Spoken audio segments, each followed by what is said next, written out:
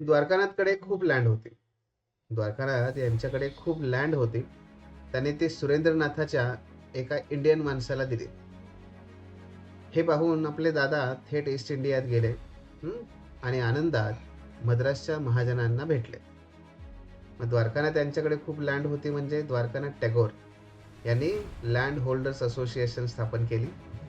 सुरेंद्रनाथ बॅनर्जी सुरेंद्रनाथ म्हणजे सुरेंद्रनाथ बॅनर्जी यांनी Indian association स्थापन केली. दादा थेट ईस्ट इंडियात गेले म्हणजे दादाभाई नौरोजी यांनी ईस्ट इंडिया असोसिएशन लंडन येथे स्थापन केली. आणि आनंदात मद्रासच्या महाजनांना म्हणजे आनंद चार्लो मद्रास महाजन सभेची त्या ठिकाणी स्थापना केलेली आहे. सो इथे आपण बघितलं तर ह्या सगळ्या अशा आहेत बाबी. पी आनंद चार्लो, तर मद्रास महाजन सभा पी आनंद चार्लो 1884.